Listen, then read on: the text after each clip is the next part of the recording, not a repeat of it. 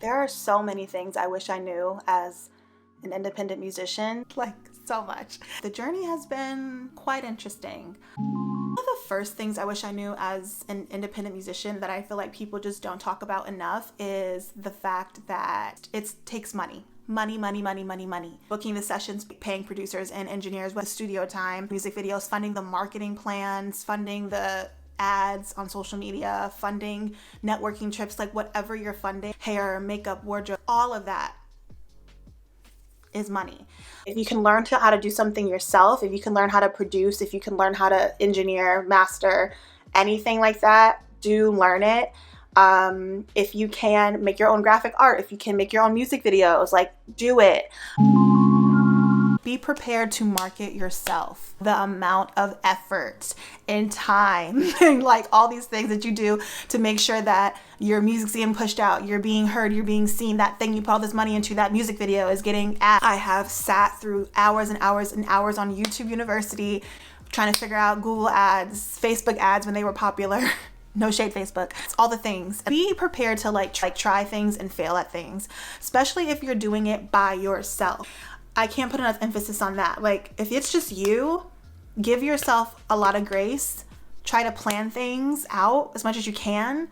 But try to get someone to help you. One of the things that I learned very early on was that the music business is a business, right? And you want to be in the music business. If you're an independent musician, you still have to think about your music as a business. So if your music is a business, then you have to market it. The two are so important. This is something that I've definitely struggled with because I don't like doing it. If I would have known what I know now, I would have definitely allocated some kind of money to hiring someone who does love to do it. Let's talk about streaming. We'll have Spotify, Apple Music, Tidal, the list goes on. The truth about streaming does not pay musicians well at all. It's actually embarrassingly low. It's definitely like less than a penny. You don't get a lot of money. Streaming is convenient for the consumer. It's not too hot for the creator. That's what I'm gonna say. I love Spotify as a consumer because I only pay $10 and I get every song ever made in the world. As a creator of said music, I don't get what I feel I deserve. We all get kind of like 1 cent, less than a cent, less than a penny for a stream of your song. Yeah. If you're going into music to make money, don't. I'm sorry, I'm being honest though. Shouldn't be the reason you're going into music. You should go into music because you love music, because if you're going into music, especially as an independent artist for money, heart crushed. You're gonna get broken down. You're going to be a sad person. There are ways you can make money. You can make money from merch. You can make money from touring. Amazing sites like Bandcamp where you can pay what you want, which is so great. There's also NFTs now. You just gotta get really creative, but the actual music itself, it's just not giving. Let's put it in perspective. You can get 1 billion streams, you're not going to get $1 billion. You can get 1 million streams, you're not going to get $1 million. You can get hundreds of thousands of streams and you will not make hundreds of thousands of dollars. It's very, very off, right? So vanity metrics are a real thing in music, and we have to ask ourselves, what are we doing this for? That's why I say, like, make sure you're doing it for the love of music. And hopefully now, if you're watching videos like this, you can think more creatively or think ahead before, you go into it. You can put some money aside and be like, this is my music fund. This is only going to be used for music, and that's it. Boom. Is your music good? Definitely want to make sure that your music is high quality. Just want to get, opinions from other people that are not your friends and family, or go to the most opinionated person in your family and ask them the truth, or play the music without people knowing that it's you and see how they react. Get creative, get the truth about your music. Make the music that you would want to hear again and again, tomorrow, the next day, when you're on tour. Feel proud to show people, hey, this is my music.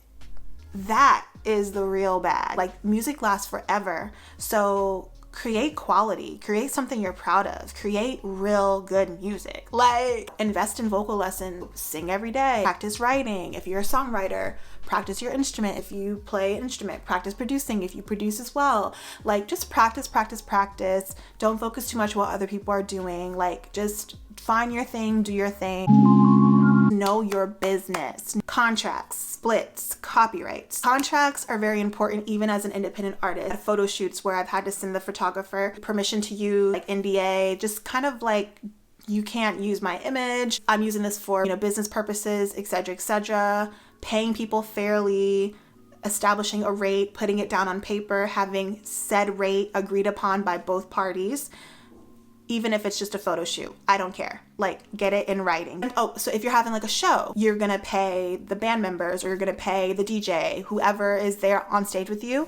So you can have agreed upon, you can text them, but you can also have a contract. Have that stuff just in one folder on your desktop, and you don't have to worry about it. It's a very sneaky business. You wanna be cautious of the things that you're signing, the things that you're doing, the people that you're working with. Not to say you can't trust people, but use your intuition, use your guidance, use, your God-given gut. I had video shoots where I did the whole video. I paid them up front. Don't do this.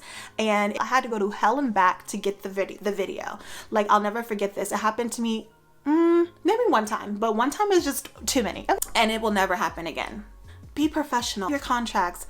Don't let people play in your face. Copyright. The U.S. Copyright Office. Copyright your songs, please. If anyone steals your stuff, then you're backed up. Another thing. The splits of a song. You're gonna want to register yourself with like ASCAP, BMI, or don't quote me on the other one. I know it starts with an S. These are performance rights organizations, okay? So this is how you get your performance royalties. And this is also where you split a percentage with your producer and whoever else helped contribute to the song. It's important to kind of discuss your splits. 50-50, 60-40, helped write the song and you helped produce. Y'all can just do 50-50. If you feel they just gave you the beat and they didn't really help contribute, 64, whatever you want to do, it's up to you. But just remember that your song would not be a song if it didn't have music to be sang upon.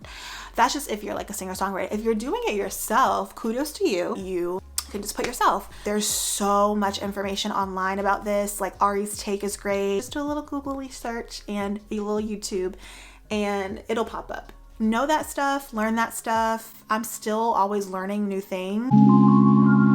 Because you own every kind of part of your music, it's very rewarding in that way. When it hits, when your music hits or you get that sync or you get that, it's gonna feel so much better because you literally own your music. It's like a freedom that you can do whatever you want with it. Having your masters and being able to be like, okay, I can, you can submit your stuff to whatever. You can make your music NFTs because you own the song. Like, it's yours, it's your baby, and you can do whatever you want with it. That's the whole point of this, that when you do walk into success, because you will, if you keep going, when you do walk into success, when you do get that financial abundance that you are craving and wanting and deserving, it will hit a little different, okay? Make music that you love. Don't wait on other people's like approval. It's like just a timing thing. And that's how I feel like sometimes music, it's really just like a timing thing. Your time, like,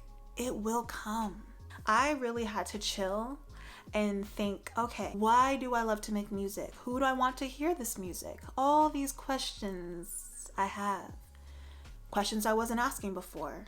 Questions you only ask when you hear real stories of people finding success and then it crumbling, or people who found themselves in really, really, really, really shitty situations that you don't want to be in. And you gotta ask yourself, why am I doing this? I don't know. Just because music's fun. Music's the best. But I feel like we're sold this dream. We're young, we're watching the Grammys every year, pulling up a seat to the AMAs in our living room. We're 6 years old. Lights go off. Britney Spears in a half nude costume comes out. She's singing, she's dancing. Oh my God, I sing and I dance. I'm gonna be just like her, just as big.